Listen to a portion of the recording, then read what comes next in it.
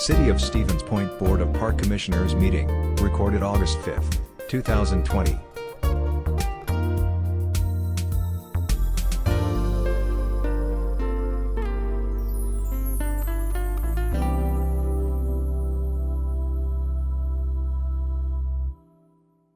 Okay, great. The August 5th, 2020 Park Board meeting will come to order, please. Dan, would you do the roll call? You bet. Freckman? Here. Godowski?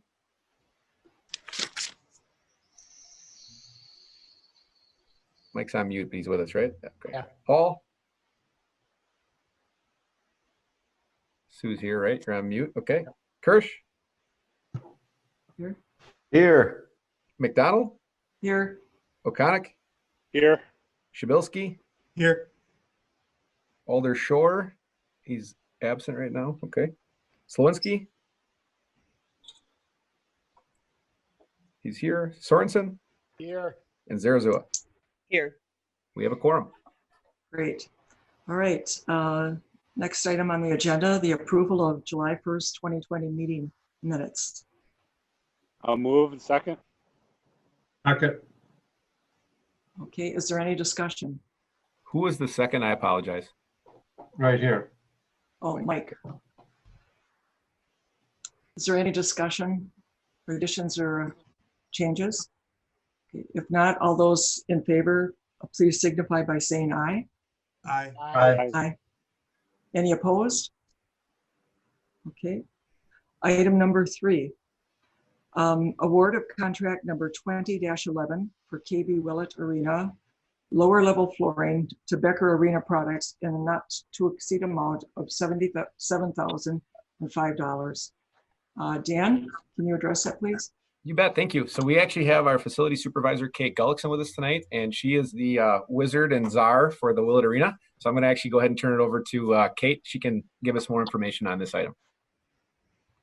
Thanks, Dan. I just wanted, can everyone hear me?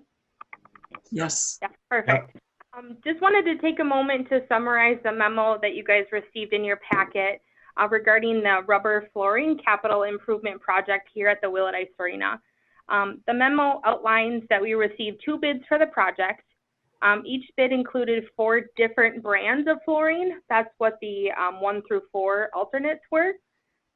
We also had a couple separate alternates that encompass demo and disposal of the flooring by our city crew, as well as 2 small separate areas that could be removed if the project came in over budget. Demo was attempted by our city staff, but proved too difficult due to the age of the flooring. A lot of the flooring in the lower level is actually was put in with the building and is quite old and very worn and used. So our recommendation is to award the bid to the lowest bidder, being Becker Arena Products, in the not to exceed amount of $77,005, and to allocate the overage in the amount of $3,105 into the Willett operational budget. This will allow us to replace the total lower level rubber flooring of our building in one project for 2020. So if anyone has any questions, I am here for them as well. John? What's the age of the flooring we're replacing? The locker rooms are original to the building, and then the other areas, we didn't have an exact date, but at least 15 plus years old. Those flooring, those locations where we're replacing the flooring is our most used areas. That's in our locker rooms and right outside our skate shops, very traveled by, by kids and adults with skates. What's the lifespan of this, Kate? More than likely 15 to 20 years. There's been a lot of advancements in the flooring, and that's why we had a couple separate brands of flooring that we put in our bid. So they said 15 to 20 years for this type of flooring that we want to award. Thank and you. as these things go as well, you kind of see what I call a cow path. So the most busy areas where people continually walk over is usually where it wears the worst. And then so it, depending upon our traffic loads, and obviously it's a very busy facility, but that's usually when it starts to show its age. And if you go down in the lower level, you'll see that path we talk about pretty much everywhere, just because of its, how old it is. Kate referenced the operational budget. We had $75,000 in the budget for this as a capital plan project. We did have to do some specifications for it, which had $1,100 expense to it, this is basically right at budget, just slightly over, and creates Kate's creativity of using some operational expense that we have in our operational budget should allow the whole flooring to be done if it's approved here tonight. Anyone else have any comments or questions for Kate? Just a question to Kate. You said the locker room flooring is original. How old is the building?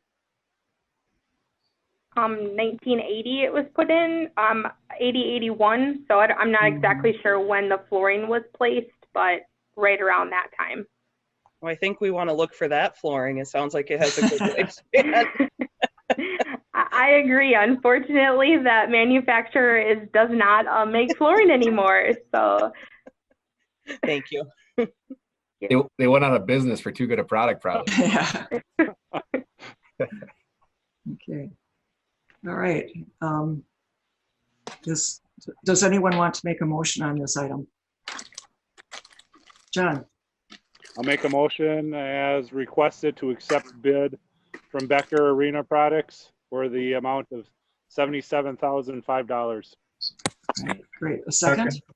Second by Mike. Okay, it's been moved and seconded. All those in favor, please signify by saying aye. Aye. Aye. Any opposition? No? Okay, that item has been passed. Thank you, and thank you, Kate, for all the work that you've done on this. thank you. Okay, item number 4, socially distant special event request at McDill Disc Golf Course on Patch Street for August 22nd, 2020. All right. So this is a new special event request, which is why it's before the commission. All new special events that are not reoccurring come here for approval. This event is being told by the event organizer, who I believe is with us, Mitchell, that they will be at or under 50 people. It's an outdoor event on the disc golf course. There's 9 holes, and staff recommendation based on what we've been presented. There's really no added, there's nothing being asked of the city department other than them using the facility or the area in the disc golf course. So Mitchell can answer any specific questions, but based on what we've been shown, we would recommend approval under our current guidelines. Okay. Mitchell, did you want to make any comments about this?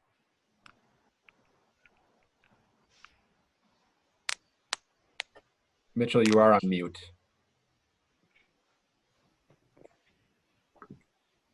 Okay. Does anyone have any comments or questions? Yes, McDill Lake District would like to request Yes. that the areas around the harvesters during the event would be roped off or gated off in some fashion to keep people off the harvesting equipment. That equipment is actually owned by the city of Stevens Point, so it would actually be in the interest of the city's best to make sure that it is roped off anyways. We've had issues where people were climbing on the equipment, vandalizing the equipment. We come down regularly, clean up garbage down there daily that are left by people who party down there. So we would just like to make sure that for the safety of the event, that they make sure that they keep it roped off in some manner or fenced off. Thank you, Krista. Krista, let's see, for our record, we need to have your full name and address too, please. Krista Olson, President of McDill Lake District, 3317 Della Street, Stevens Point. Thank you. Chairperson McDonald, Mitchell did in the chat say that he does not have a mic, but he has no other thoughts. And he said we can do that for the fencing off or taping off the harvesters in the chat. That they would do that? That's what he said, yes. Okay.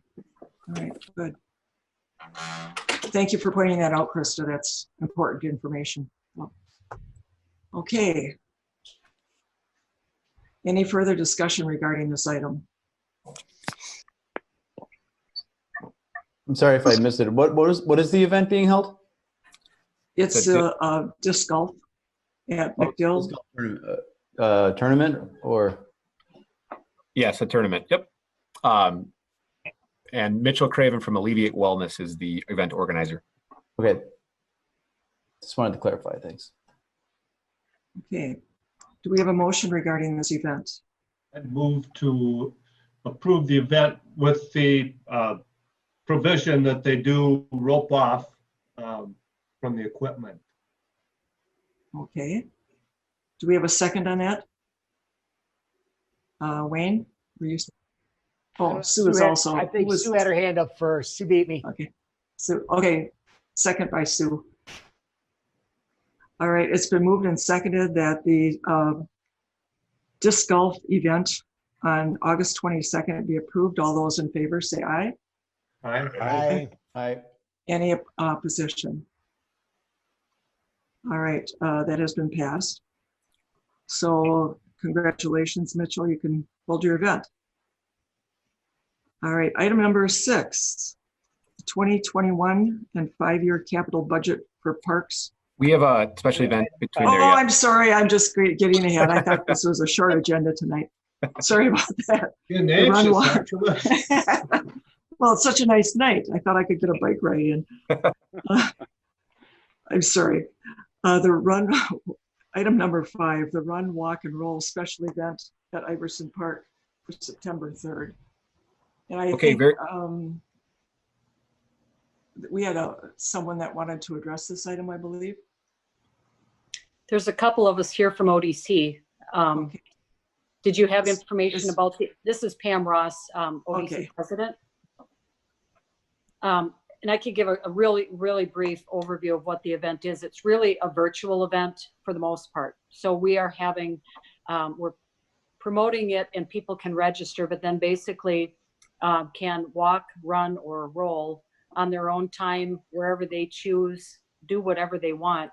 But we are also wanting to have one opportunity for people who may want to do this at the same time and in the same place, understanding social distancing guidelines.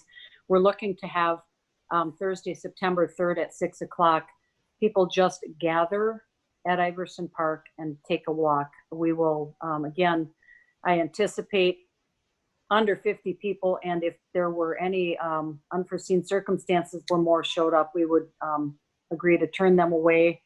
We would like to discuss the possibility that we could postpone them and say, come back in a half hour when this group is gone. If there's any way to work around that, I truly don't anticipate that we're going to have more than 50 people because most will pre-register, and then we would know in advance if that number was going to be higher. But if people want to register that evening, we are leaving that as an option. All the proceeds from this event will benefit ODC. We've got the facility on 41 Park Ridge Drive, but we've also got Wisconsin Rapids and Marshfield are hosting similar events on the same night at the same time. So that we'll just be doing a little event in each of our communities to be part of this overall virtual run, walk, and roll. Okay, great. Thank you, Pam. Mm-hmm. Anyone have any questions or comments for Pam about this event? I have a question. So just keeping in mind, as far as the 50 people, that would include staff and volunteers. So I don't Correct. know how many. Okay. So Yep. you knew that would include that? Yep. Okay. So we will, we'll keep that in mind, and obviously the fewer staff in a way, the better. If people are wanting to walk in it, we'll send staff home before we will turn away the people that want to walk in it. So we're going to, it's a first time event. So we know that we're going to have to adapt and adjust. And as obviously with such unique circumstances with social distancing, we'll be very cognizant of respecting the guidelines and respecting the village's wishes too. I guess. Pam, Sorry. I guess my other question, sorry, I was a longtime employee at CIC, so I have I'm familiar with the services you provide. So I don't know, is it geared to having your clients be there as well? If they want to be, but we are actually, our day services group is going to be doing something during the week. The thing is, it's a whole week-long event. So it being virtual, we're starting it on August 29th and ending it on September 4th before United Way blackout starts. So we can be doing various things throughout the course of the week, and our day services group is planning to do something daytime during the week. So I would anticipate we might see some of the clients, but I would also anticipate that more of them will participate, in a more part of our programming. And I'm not by any means trying to imply they should be excluded or anything, but I just see the possibility of clients who maybe are participating and they bring a support staff who's maybe not registering for the event, and that's increasing how many people are at this event who maybe you don't anticipate having show up or aren't in the official count. Mm-hmm. Yeah, and again, we think we'll know in advance if people are planning to do those other events so that they wouldn't be coming to this. So, as it gets closer, and we're doing a lot of communicating and a lot of promoting. So if it looks like, oh my gosh, there's a lot of interest in this, we may tell people in advance, we're going to have to cut it off. We're glad you want to come to this, but you can also walk at your home. You can walk in your neighborhood. You can do something on your own, because that's the idea behind a virtual event, is it really isn't supposed to be together. But we do know there are some people that would want that traditional ability to do that. So yeah, you're completely right with the people that would need a support staff. That's 2 people instead of 1. So yeah. Thank you. Mm-hmm. Pam, I had one question. Are you doing pre-registration for this event? Yes. Because that would be an opportunity to indicate at that time that we're full, or we'll have to come at an hour earlier. As we get registrations from the Stevens Point area, I think that'll be our first line of communication. Are you planning to walk virtually, or are you thinking you're going to come to this Thursday night thing? Mm-hmm. Because that'll give us a chance to gauge as we go what their intentions are. Mm-hmm. I have, a sense that a lot of people will just do their own thing, or they're just going to donate, get the t-shirt. And like we've jokingly said, we don't really plan to monitor if you're going to go walk or how long you walk or where you go. The idea behind the virtual event is it's virtual, Mm-hmm. and it's an honor system. Right. Question.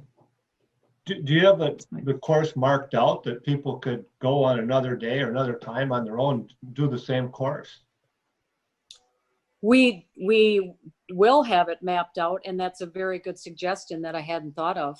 We certainly will offer that and say, hey, if you would like to do this rather than Thursday evening, how about do it Friday evening? Or, you can pick another day and another morning or whatever would work. Anything. Yeah, exactly. Good suggestion. Thank you. So if they were to do that, would that require a new request? I think I'm asking Dan. Can they modify it to say? Well, their course. The request that they have before you this evening states up to 50 people. They'll turn those away. So based on their current permit ask, they're within the guidelines. If they were to do something where they were going to invite people into the park, being it's a public trail, if it's just on the honor system, I don't think that would require a permit based on what we're doing, because people are just entering the park on their own, and it's not an event. But I mean, it depends how big it's going to be. If it's inviting hundreds of people to the park, yes, we'd need to know. But if it's going to be people just using the green circle, we do have, as we all know, hundreds, if not thousands of people use those trails each week. So that would be pretty similar to a standard user. Yeah, we definitely would not orchestrate or organize and say, gee, let's do it at 9 o'clock on Friday morning as well. I think we would just say, you're welcome to do it. You can do it at any time. So, and then they'd be on their own. Okay. Anyone else? John. I have a motion to accept this. I'll second. I'll second. Okay, who did the second? Was that Makira? Yes. Okay. All right, there's been a motion and a second to approve the run, walk and roll special event at Iverson Park on September 3rd. All those in favor say aye. Aye. Aye. Aye. Those opposed, no. Aye. Okay, there was one up. Did I hear one opposition? No. Okay. I think Matt was maybe late with his eye. Okay. Maybe I might be lagging a little bit. Sorry about that. Okay. All right. The event, the run, walk, and roll has been approved, and the motion has been passed. Thank you very much. Thank All you. right. And you're all welcome to register when you go online. We're on Facebook. So Where Where's the information online?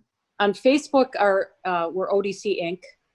And then it's also on our website, which is odcinc.com, but we're doing a lot of promotion on Facebook. So if you're interested on a personal level or you want to spread the word, we are happy to have you do that. Thank you. Thanks, Pam. All right, thank you. Yes, thank you all. Okay, on to number 6, 2021 and 5-year capital budget for parks, recreation, and forestry. That's Dave.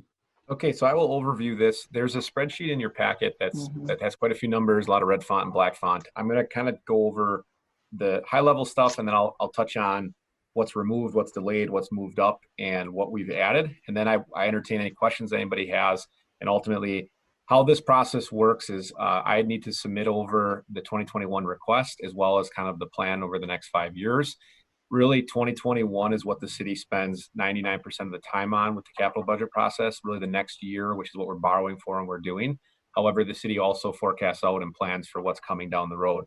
So first and foremost, just so in case any of you don't know or anyone's interested, the city funds typically approximately in the neighborhood of $6 million in projects on a capital budget annually basis. Every year, there's proposed more projects and dollar requests than what can be funded. Very similar to other municipalities. And just for the number wise, so you understand how that works, almost, not about $10 million was slated for 2021. So if you actually look at that, it's $3.5 million or so dollars that projects that can't be done or that need to be slid. And that's why you'll see the capital budget, things get moved back and they aren't approved right away. How the city handles this is each department head working within their department, talking with the division heads and the teams, tries to prioritize the projects, and we try to get as much done that the city can. And ultimately, the finance committee and the common council are the two governing bodies that really sort through those final details after the comptroller, treasurer, mayor, and department heads work through this process. Where I am right now in it with our department here is that we have gone over what was coming for 2021. We've tried to prioritize based on our conversations and then forecast out several other things as we look forward. So in 2021, we had projected $1.7 million worth of projects. That was what was slated when we submitted the budget last year. If you look at the end of the spreadsheet right now, in 2021, I have it slated at $719,000 worth of projects. What was removed? We took a tractor backhoe request out. We believe it's something we can rent if we need it before we need to prove that we'd actually need to purchase that equipment. We believe we can rent it for the occasional use we need. We removed the diving board replacement at the pool.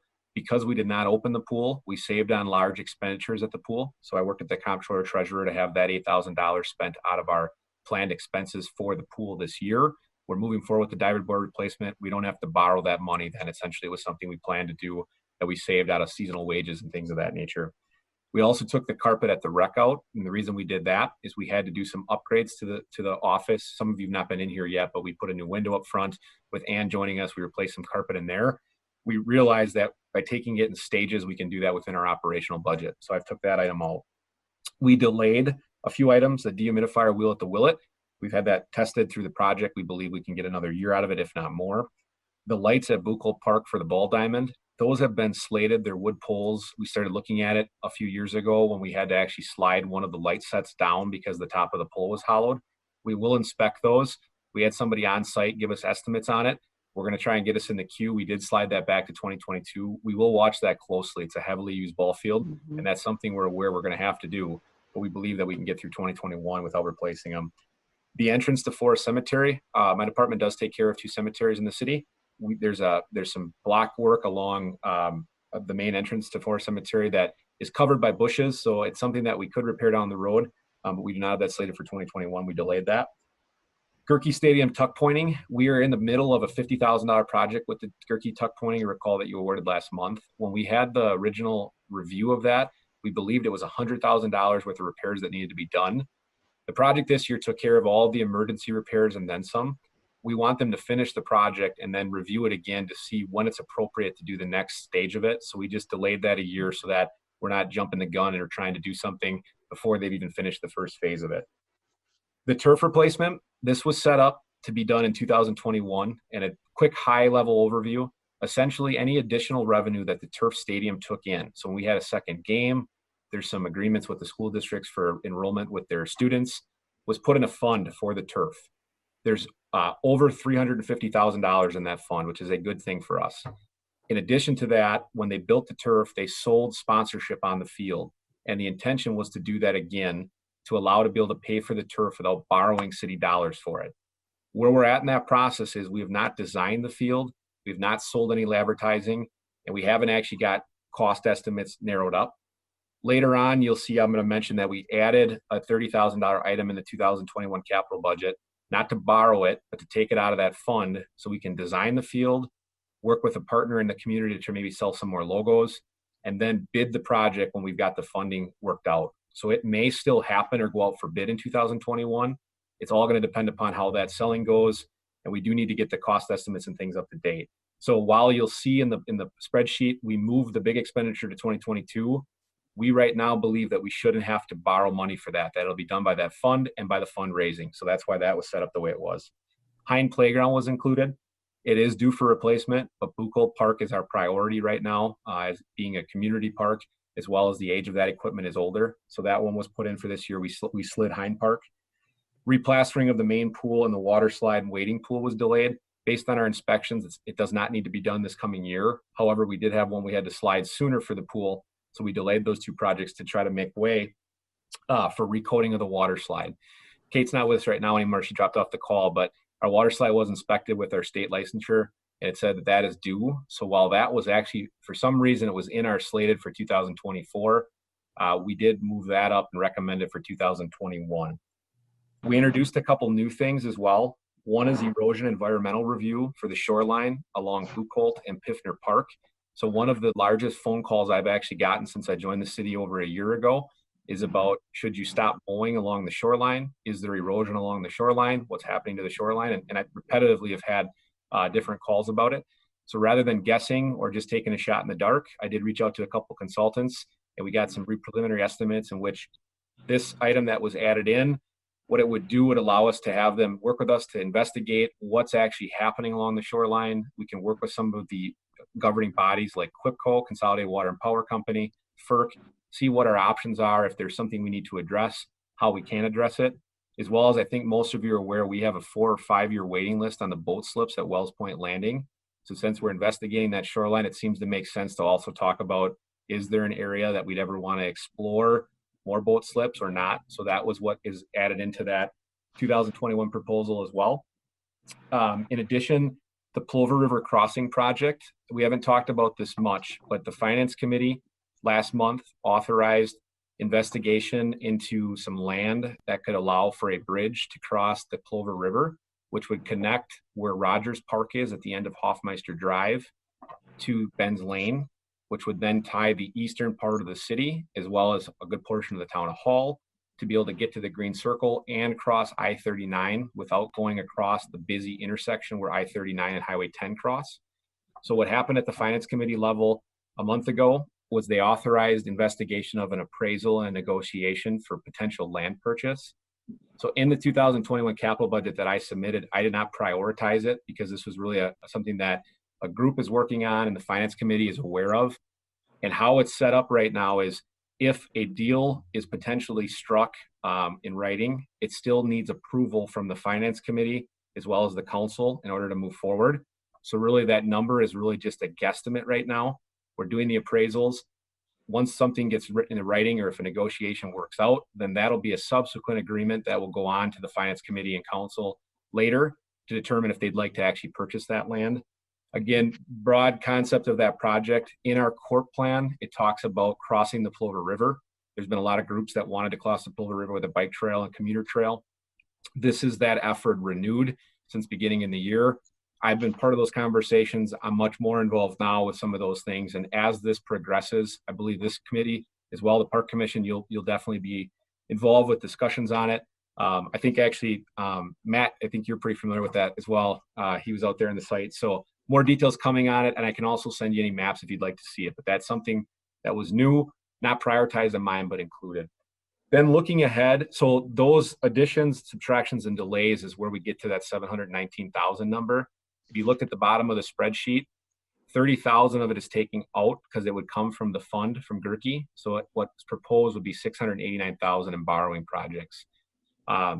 I'll go through the ranking real quickly before I talk about the rest. So after we laid out those projects saying these are the ones that we need for 2021, we tried to prioritize them. So looking at it, our tennis courts at Gerke and Gerke Park, if you recall, we walked that in the rain that day about a year ago. We have large cracks between the 6 courts. We had those inspected. We are at a point with those courts that if we don't repair them and fix them, the water is going to continue to seep in and it could structurally affect the asphalt, which can lead to a much more extreme cost to repair it if you have to redo the asphalt. So you'll see we had forecasted 60,000. That is now listed at 115. That involves putting a new, it's a product that they fill the crack with basically an acrylic product. They cover it in multiple layers, eventually grind it down, and then they completely recover the court. We should get 9, 10 plus years out of it. And that'll allow us not have to do any other structural repairs. It may last longer, and then down the road, it will identify what needs to be done next. The estimates we got with that is that if it gets to a point that the cracks can't be filled, the cost could double if we do have to start doing asphalt work. So we prioritize that as number one because of the heavy use. We were planning it for 2021, and we believe that that repair is going to be much cheaper now than if we delay any further, as well as we don't want anyone to break an ankle when they're running across chasing a tennis ball in the cracks. They are large enough for your shoe print, if you recall. That was number one. Number two is a project that's been in the capital budget, I think, since 2006, 2007, and that's the restroom at Iverson Park. As you know, that's one of our probably top 2, top 3 parks in the whole community. It's used heavily by thousands of people a year. That bathroom is not ADA compliant. It's on the main road. It gets used very heavily. It's a block building. The number was increased because of how many years this has been delayed. The estimates that were in were back probably from 2007, 2008. That's been listed as priority 2 to bring that into compliance and upgrade that facility. The third ranking that I've got it set right now is a Boy Scout large chimney. That's another one that was slated. We've got some of the block. We do tuck pointing in Iverson almost every year. Those of you that have been on the committee for some time will recall, just because of all of the buildings that we have that require it. We do have a chimney that's in dire need there. That was listed as number 3. Number 4 is the main replastering of the pool. And again, I hate to keep going down numbers because it seems like, it's less important. It's not. This is just as important. But as we try to put them together, and that is based on an inspection form that we have, again, that said that that should be done. Repainting of the tower, we do not believe is due right now. So that's why you'll see it crossed out in there. Moving on to number 5 is a roof recoat for the Willett. That is something that's been in the budget for a number of years as well. After we've gone through the major projects here, that's the next one in the queue. So that's listed as number 5. Really top priority for the Willett, as well as if you think about the pool facility, that's the top priority on that recoat of replastering of the water slide. Number 7, we get further down, is a John Deere Gator. And again, this is getting to the back end of the prioritization. We have 2 machines that we use. That's what we pull for grooming all of our turf. So we have it at Xenoff now. We have it out at Gerke. We also carry around water tanks when we're doing watering with it. It also serves almost as basically another vehicle. As you guys probably know, we bring in 20 plus staff in the summer, and we have to put vehicles to get them around for what they're doing. We do use those UTVs for that as well in certain capacities. So we're trying to replace one that wasn't in the docket. So that's number 7. And then number 8, because it's brand new, it's important. It's brand new, was the $10,000 for the erosion investigation and environmental of the shoreline. That's a long description. I know I apologize for being so long-winded. I just wanted to give a good overview of it. There's 2 more things slated then for 2021. That's that $100,000 for the Plover River. It's a placeholder, but yet the funding would be borrowed to allow the finance committee to even have the opportunity to consider that land purchase if they chose to, and to move that project forward. And the engineering on the athletic turf, again, that would not be a borrowed item, just so that would be approved and it could move forward. Then real quickly in closing here, and then I can answer questions. Several new additions over the next 5 years then. So there's a lot of projects listed here, but we have a new mower request for a future year as we've added more property and more mowing amenities. We've not increased the fleet. We believe that we're getting to a point as we've added, we picked up another lot down in, not too far from Buchholz Piffner. We have the manpower, but adding another mower to mow some of those properties is listed. Bridge tuck pointing, we have 3 bridges in Iverson. All of them are coming due for some tuck pointing, so we stagger them over 3 different years. The Cache Playground surface is a rubber poured in place surface. It's coming up on 15 years of life, and we got to patch it every year. We've been told it's basically at the end of its life. We need to plan for that. So that's a large ticket item. It's a couple $100,000 to put that poured in place in. That's slated. There is a partial maintenance fund for Cache from when they fundraised it. So when that comes due, that'll be a piece of it. but we wanted to get it in the budget. Replacement of the Buchholz boat docks. Again, we have one that actually was delayed this year. We had to repair on it. We've had, from taking them in and out, we've had some damage through the years. They're coming up on the end of their useful life. Our Corp update, which we do every 5 years for any grant funding, a comprehensive outdoor rec plan was put in there. The splash pad, which has been talked about for a long time. I've kind of got a preliminary design in my office. That was held. Again, I don't know what year that'll fall exactly, but it's something that's been talked about, I think, several different years. Mm-hmm. Field lighting, we have wood poles across our whole park system. And again, we have great partners in the youth baseballs and the youth softball groups, and I anticipate them playing a role. But as we plan over the next number of years, wood poles are going to come due at some point. So we are working on trying to investigate what year those are due. Tables and chairs for our meeting rooms. Anyone that's been in our buildings, you'll see that I think the tables and chairs are about as old as I am in a couple of these locations. So we're going to plan for some of those updates here as we get a little bit further along. And then the Willett skates at the ice arena. We still have original skates. If you've looked at those, the old leather style, we've gotten some complaints on it. We are planning for an update, so we could potentially phase those into an outdoor skating rink to keep using them since they're not shot. They're just dated, and maybe updating those. So that's included as well. There are a lot more projects and a lot more investigations that need to be done and incorporated into the capital budget. But as you can see, there is a lot of things that we need to do too. So ultimately what I'm looking for from the Park Commission would be either if there's any questions on the prioritization or moving of projects that anyone would feel strongly about. Otherwise, I'd ask for recommendation of approval to submit this to the comptroller, treasurer, and mayor. Wow. Okay. Any questions for Dan on this huge budget? It's obvious there was a lot of work and thought put into this, Dan, so thank you. Is that John? Yes, okay. So I'll make a recommendation This is that Alder Slowinski. Alder Slowinski. Yes, Alder Slowinski, did you have a comment or question for Dan?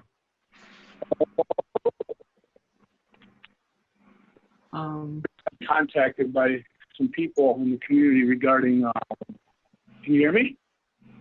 You're on a slight delay, but we can hear you now.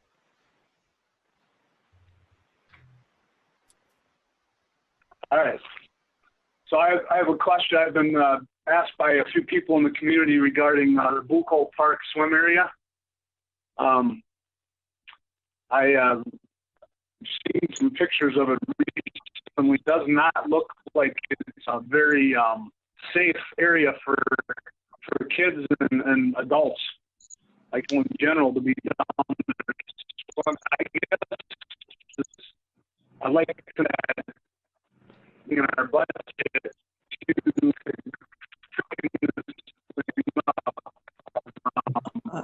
Jeremy, could you repeat that last portion of what you said? It was all.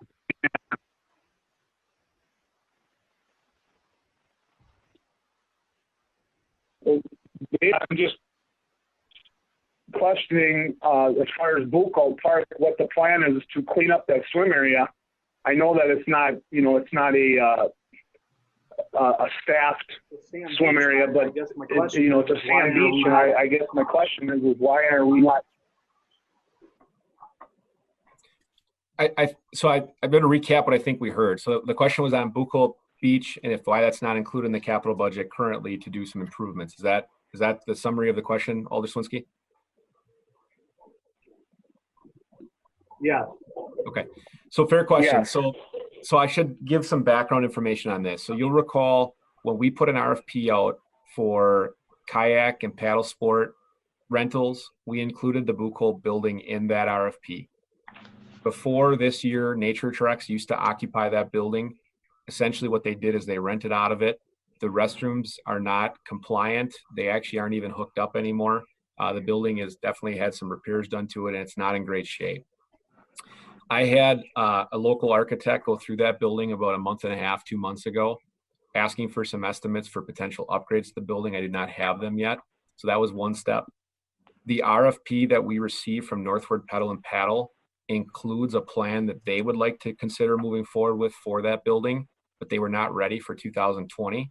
So essentially they included it in their submittal and said they'd have interest as soon as they were ready. So we have an idea for the building from a vendor because we did ask for any proposals for that building. But third, most importantly, why it's not included yet is there's been really no master plan discussion of that area. So as you'll see in the capital budget right now, Bucol Park's equipment for the playground is included at $100,000. What the plan for that, how this process would work is if that playground is approved, it is in a water hole. If you've ever been down to Bucol after a rain, your children can't walk in the playground. It actually fills right up. The ducks actually swim in it. We have a small fund in addition to for Bucol Park from some ATC work there.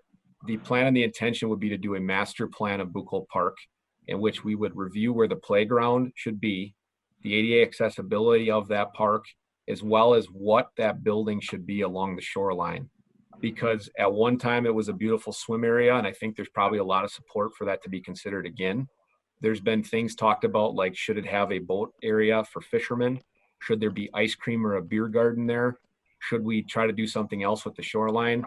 And I believe the city's best first step, and again, this would be depending upon if the master plan process, if the playground moves forward, and also because I have been contacted from a local resident who has a group that would like to meet on it.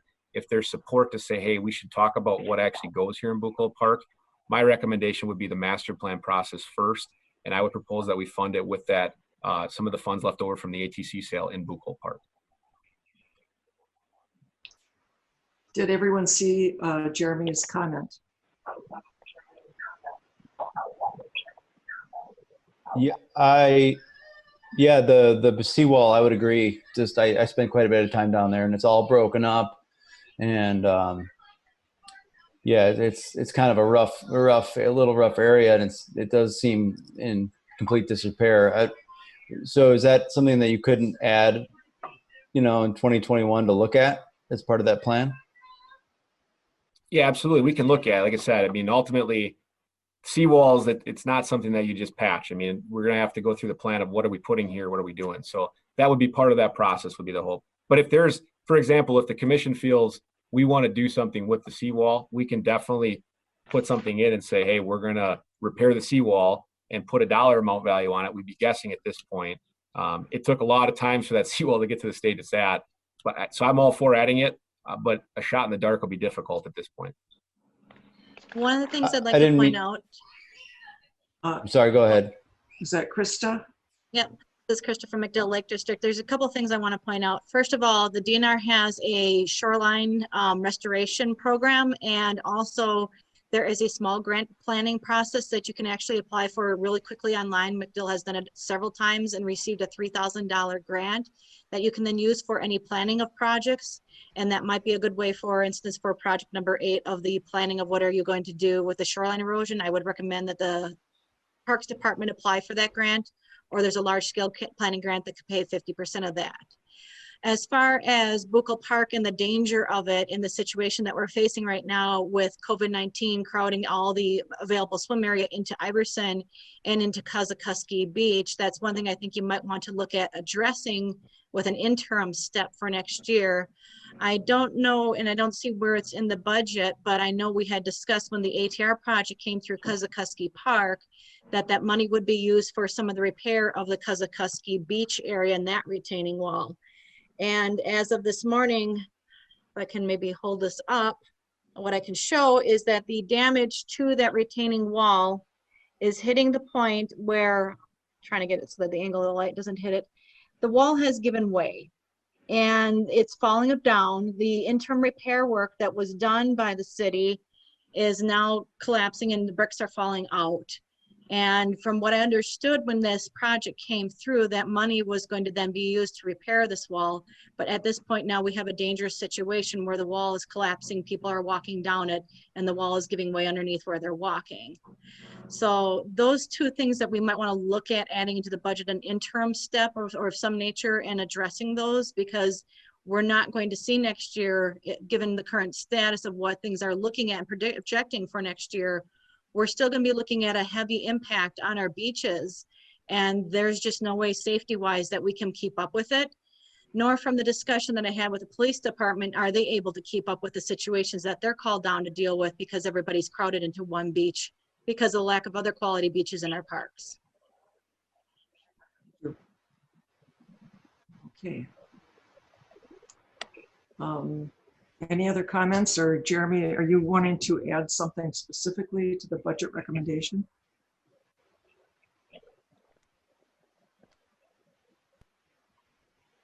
Well, the problem of it is without any kind of estimate. Well, the problem of it is without any kind of estimate, Hard to number on it. put a number on it.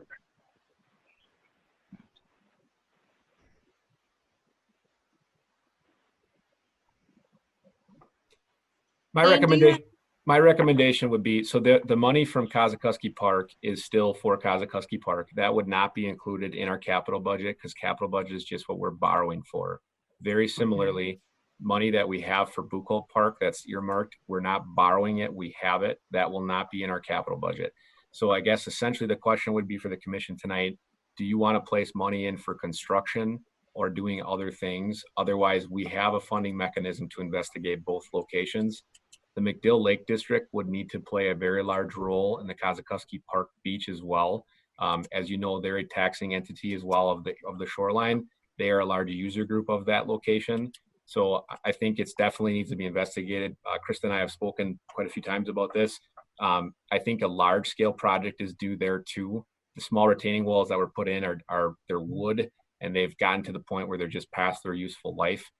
Really did its job in its day. But I think we're at a point now of, again, a further investigation with somebody that can actually lay out some engineering plans of what we need to do. And those wouldn't need to go in the capital budget. We could use those with some of the funds that we have for both locations. That would be my recommendation. Okay, great. Wayne. I guess I have a question either for Matt or for Jeremy. Based on your opinion, and Dan, to your point, since we're having this conversation and the concern's been raised, have we increased our liability in the event somebody gets hurt down at Bucol because of the retaining wall? Again, Matt, I don't know. I mean, are we running a risk, Matt, based on what you've seen? I mean, I don't know that it's imminent danger, but it's just, I think aesthetically it's pretty bad. And there's, it's not, like Jeremy was saying, it's not super child friendly, but. Just to point out, there is exposed cement where the sand used to be covering the area. So there's an uneven cement wall with a cement wall cracking on Bucol. And on Kosciuszko Park, they're retaining wall because it is falling apart and the beams are falling apart and the kids are standing on those beams because somebody put up an interim rope swing, which we can't control because the minute you take it down, the next week it's up. There's that danger too, that we have kids, climbing on the beams that are falling down on Kosciuszko Park. I just also want to mention too that McDill Lake District is taking on right now a $1 million dredging master project, which is going to tap our budget beyond what we can do and beyond any amount that we can take on of an additional funding for any other projects. We're actually trying to figure out how we're going to even be able to do this project or what we might have to scale back. So while we can provide volunteer effort and input from our homeowners, we're not going to be able to be providing any financial input. We can provide some hopeful volunteer efforts to help with any of the building or other things that we can look at, or partnering on grants with the DNR, which I know there are a lot of grants available that may be able to apply with this for the city of Stevens Point. But we're just at this point that we are strapped ourselves because we're no longer receiving the grants or the funding from the city that we used to rely on years ago. Okay, thank you. Dana, is it correct, if I'm understanding what you're saying, that the items that we're discussing now regarding those two beaches don't really belong in the capital budget discussion, that this is really something where there's funds available or we should be looking at other ways to address this? Ultimately, I think the first step in all of these projects, and I'll remind, as we look at these things, this didn't just happen overnight. If they were deemed unsafe, we would close the beaches, and this commission could close them tomorrow. If you said, you know what, fence them and close them, we can do that. That retaining wall behind Bucol Beach, based on what I've been told and seen, has been deteriorating for some time. I believe our first step, just like we always do, is to investigate it, bring somebody in that specializes in shorelines and those type of things. And I'm all for trying to find grants if we can do it. And I also know that there's a tough decision in front of this commission down the road, because there'll be some big costs for some of these repairs. And I think it'd be great if we can do them. And I think one of the things that the commission will have to look at is which beach comes first, which one gets used by the community more. and which one is, which one can be done. But those are all future discussions. I think our first discussion is let's investigate and find out what's going on there. They've been ignored for a long time, and I think it's definitely time for us to do due diligence, and that would be how I would plan that we fund to do that. Liz? John? I mean, I think this commission has, throughout the past years, we used to have lifeguards at both of those beaches. And at that time, we were putting a lot of money and effort into it. Since the budgets have been cut, I think we've, lost track of what's going on there. Is it possible to just put a load of sand in Buchholz and bury that for the time being for a safety issue? And maybe you report back to the commission in September, October on some preliminary costs of what it would be to fix up these areas.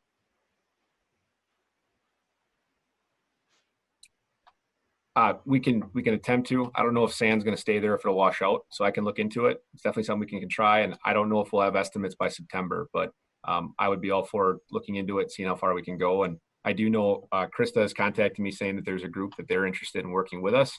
We love partners for these type of things. So I think we can definitely continue to look at it. And if we can put sand there and it's not going to wash out, we can definitely consider it. It's just a matter of there probably was sand there at one time too. And I'm sure some of it washed out between the two walls. I'm thinking if we can buy time for the rest of the August, September, by then things should calm down.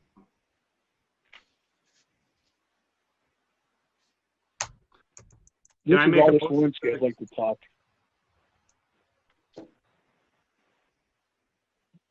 Was somebody else making a comment? Okay. All right. Hello? Can you hear me?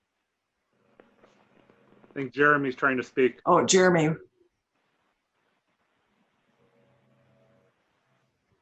I apologize. I don't know what's going on here. I'm calling in via phone, so I don't know why there's such a delay. But anyway, I apologize. But the reason why I brought up this Buchholz beach, as Commissioner Kirsch has seen down there, and how Director Kramer has explained that this has been, it's been deteriorating, and it just continues to deteriorate. And it's like I don't know why we're not investing money into, one of the top prime parks we have in our city. But yet we continue to create new projects and new entities within the city, and we're not even taking care of what we have. And that was the point I'm trying to get across is, again, we need to be able to take care of what we have and not continue to bring on more projects. I mean, the budget's showing this year, the $100,000 for the Plover River Crossing project. I know that that's kind of just a placeholder number. It's not a solid number. But again, we need to take care of what we have and, start prioritizing the parks we have. That's all I have. Thanks. Well, thanks, Jeremy. Okay. Well, at this point, is there any further discussion or any other questions for Dan regarding the proposed budget that you have before you? Are you looking for a recommendation, Dan, from us? Yep, a recommendation either to approve or anything else you'd like included, and then I will submit that recommendation to the Comptroller, Treasurer, and Mayor. Are we required to have a motion on this? I think it would be appropriate here, as long as the chairperson's okay with that. Yes, All right. we should. I'll make a motion to accept the proposal for the 2021 and 5-year capital budget as stated. Thank you, John. Is there a second to that motion? Bob Freckman? Yes, I second. Seconded. Okay, great. It's been moved and seconded that we accept the proposed budget as submitted by Dan and his staff.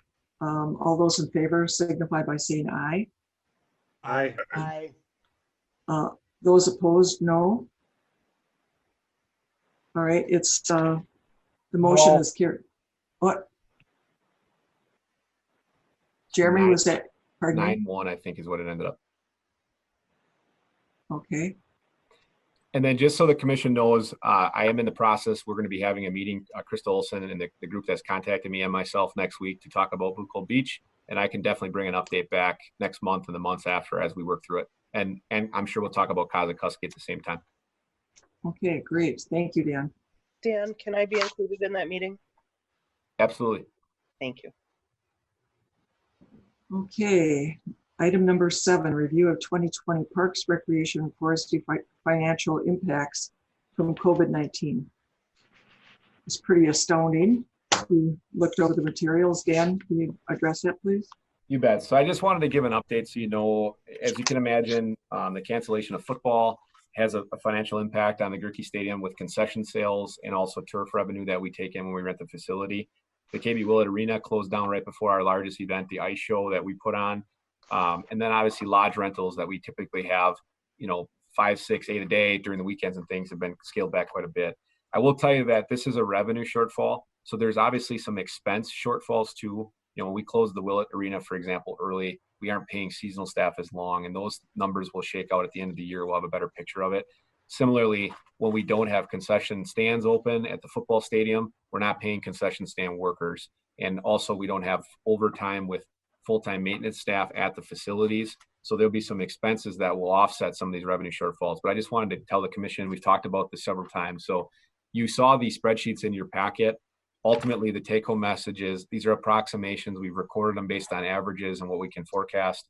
Gerke and the baseball and softball fields not having activities there is just under $40,000 in revenue with concessions and rentals. The KB Willett is just under $15,000. We'll see what the fall turns out to be here based on what we're allowed to do. And then lodges and special events is just over $18,000. So right now we anticipate approximately $72,000 in revenue difference compared to what we forecasted in our budget. We're continuing to monitor it. We do have rentals happening in lodges, and there's some small special events that are happening. But and again, we'll have less expense in a lot of those areas too. So I just wanted to give the commission an update. If there's questions on it, I can answer the best I could as well. Mike. A question, yeah, on football. I know that the city council voted down the use of Gerke. And I see the WEAC cancel the fall sports. So for the Pointers, it's not an issue. But my understanding that Spash and Pacelli are going on with seasons this fall yet. Is there any chance that they can come back and possibly use Gerke, or if they have a team, do they have to play out of town somewhere that's going to let them? I think it could come. So I guess that's kind of a two-part question. The way I understand it is if something would change in the environment, the restrictions or the stipulations or the guidelines that are put out, that would deem a change, because we're not going to, as we all know, we're not going to have a 50-person limitation on the park system forever. At some point, that conversation of increasing is going to have to happen. So that's one scenario in which it could be discussed again. Another would be is if it was requested to be back on an agenda. If it was this commission, it could be really any of the members. My understanding is if it's on the council, there's some other rules, but those are the two scenarios I understand where it could be discussed again to be brought back. Yeah, it's pretty sad. I mean, for the high school kids, the seniors, and it's a real shame they can't play.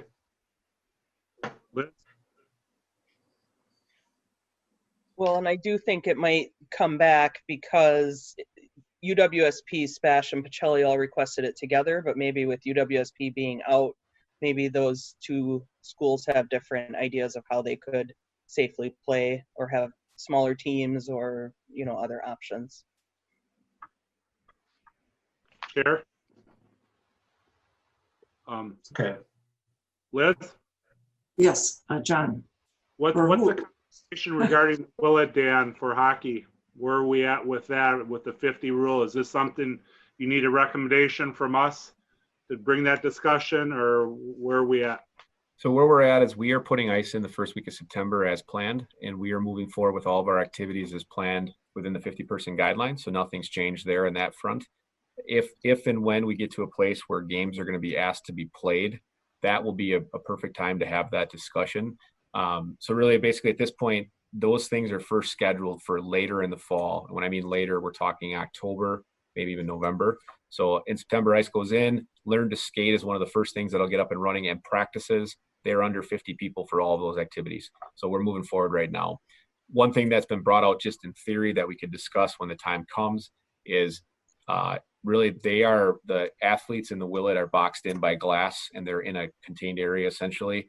And then the stadium holds in excess of 1,000 people. So when we have that discussion, we can talk about, is it 50 in one spot or 50 maybe in two, or things like that. So where we're at right now is we have our plan and protocol. we will open as we normally do for our activities that are all under 50 and within 50. And then those special things that we'll have to plan for when we know a school's in session and these rental groups are going to be coming forward, will be brought back. My intention was at that point. Thank you. Okay. Well, thank you, Dan. Now for the director's report. Okay, so director's report, just a COVID update. We have protocol in place, and when I mean protocol, when we have lodge rentals or things that happen, special events, we have a sheet that the renters and the permit holders acknowledge that speaks to the 50-person maximum, and we also included language for a mask mandate. I would like the Park Commission to be aware of, we had a direct violation of the 50-person limit at the Piffner building, which some reports were that it may have been double or maybe more that were in the vicinity, outside especially. So after that happened and we took the report, it caused us to dive in more about what are our options in those cases. Are they even enforceable by ordinance, things of that nature? We've changed the language of what is acknowledged to make them park rules, because the Park Commission has made them park rules when you took action on it via your motions and things in July and June. So now when people acknowledge that form, one of our enforcement abilities is my office as park director can actually write a citation if we needed to for violation of the park rules if they go over that 50-person limit or if the mask mandates aren't followed. So essentially, before it was a on your honor system. We tried to educate involuntary compliance. We've added one more basically leg if we have to, in which if somebody or some entity or party or gathering just directly violates the rule, that we have this additional enforcement measure. So the mask mandate, as you know, if you look at it, there's indoor facilities that does hit our lodges.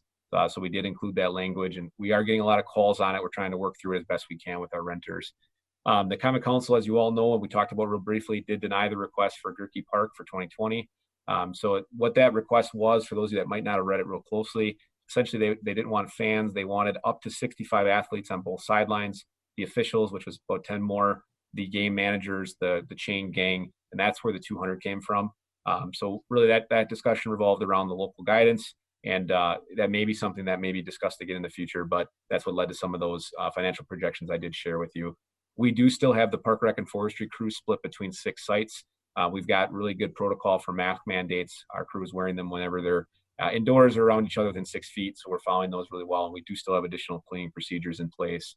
On the park side, it's very busy outside with a lot of projects. We've got tuck pointing going on at Community Stadium in Gerke Park, so you'll see scaffolding on the outside of the building. That was about a 5 to 7 week project in total. They're about halfway through. Portable toilets were put back in our park locations that we had taken them out with signage saying that they're only cleaned once. That way people are aware. But for example, at McDill Disc Golf Course, there's a lot of people out there, and without a portable toilet, that was leading to some interesting reports that we wanted to correct. So we looked through the guidelines, and that's why we went that route. Crews are working installing the new gazebo at Wells Point Landing that went down in the July storm of last year. So if you go actually down Franklin Street, you'll see it's up. We just got to get a concrete sidewalk to it. It's got a little different look to it because it's a different kit, but it looks pretty sharp. We're hoping that holds up. The off-leash dog swim area is now open at Mead Park. You recall you guys passed that motion in, I think it was December of 2019. The mayor did hold an unveiling and a ribbon cutting last week. So if you go down there, there's a black fence around it. Still can be used for swimming, but there definitely is a big influx of dog owners that are down there using that area. There is dog bags there that we're working with the Stevens Point Dog Park and supplying for that location. So we don't anticipate any additional budget issues for that. The Iverson Park Beach House roof has been installed and it's done. So now that has been in there, and Northward Pedal and Paddle has been operating in different weekends, and they're doing a lot of singular planned openings. They anticipate being open more fully next year, but they have had rentals coming out of that facility. On the forestry side, Dutch elm disease notices have been sent out. Todd did note that this has been a big decrease in Dutch elm notices this year, the least they've had since they started putting the notices out. So that can be looked at as good or bad, depending upon how you look at it from what lens. Crew has been doing work on seeding and repairing the Piffner Park where irrigation was installed. So we did put that in. We hit the dead of summer, so growing grass is difficult. We're hoping now as we get into some cooler temperatures, that'll help us. Been working out at Xenoff Park, performing some brush tree and stump removal. We had to put new wood chips on the Xenoff playground. And then we're continuing to work with TDS for marking locations. So you might not have seen this, but if you look in, especially like over here by the Gerke Park area, there was a number of pedestals that were put up that were above ground for TDS. That led to a release by the mayor's office saying that we were looking at the surface mount. As we got into that further, we discovered that there was some excavation happening in the drip line of trees which obviously is not good for trees. Our specifications and our protocol does not allow for that. So Todd acted very swiftly, was able to set up some meetings, and we got together with the organizers. How we've worked that out now is Todd, the Forestry Department, is actually followed along with their GIS coordinators, and where they're marking where those pedestals will go, and we're sliding them over to keep them out of the drip lines of the trees. So it's been an added task for the forestry guys, but they've done a really good job of working with residents so that we aren't damaging some of these beautiful trees to get the TDS service in. So that's really worked out good and speaks to Todd's dedication to get that done. On the pool side, it's winterized for the year. We are putting the new diving boards in, which will be from the operational budget. It came out of the capital budget. On the KB Willett Arena, Learn to Skate will begin here in August. Registration, ice is going in early September. We talked about that. We are working with some plans with the Portage County Health Department to make sure we've got all of our stuff situated. We're doing some painting in the lower level locker rooms because we don't want to paint on new floor. So that'll be all done before they put that in. That's just about done. It's brightened up the locker rooms quite a bit. And the new Zamboni should be due here really soon. We thought we'd have it already, but it's not quite here. We won't give up the old Zamboni until it does come through the door. Riverfront Arts Center has been affected by COVID, as you can imagine, but it is open on Fridays and Saturdays, and we are getting anywhere from 50 to 70 visitors on a weekend. So it's good to see people are coming down. Andrew has reported that the Cultural Commons has actually led to a lot of people that go through the Cultural Commons and then come next door and come in the art gallery. So that's been very nice. The next show has been released to the public. It begins in September. It's black, white, and gray. And right now they're doing their Visions exhibit, which is I think the 21st one. And that ends on August 15th. So a lot happening, even though we're closed in some capacities. The park system is definitely being heavily used, and the staff has got their hands full keeping everything going. So I can answer any questions if there's any. Any questions for Dan? Dan, on that enforcement of the 50-person limit in our lodge rentals, are you going to have to be the enforcer, or will the police department do it, or who's going to enforce it? So the police department can be notified for it, and then, but ultimately that ordinance also is something that the Parks Department can issue as well. Is there a dollar amount of a fine or something attributed to that? There it is. It's the ordinance citation. I can confirm this for you, but I believe it was in the vicinity of $100 citation. Thank you. Anybody else? All right. Thank you, Dan. Is there a motion to adjourn? Sue is making the motion to adjourn. Okay, second. Mike's seconds. All those in favor? Aye. Aye. All right. Thank you very much. Thanks, Thank you. Dan, for all your work. Have a good night. Okay. Thank you. Everybody have a good night.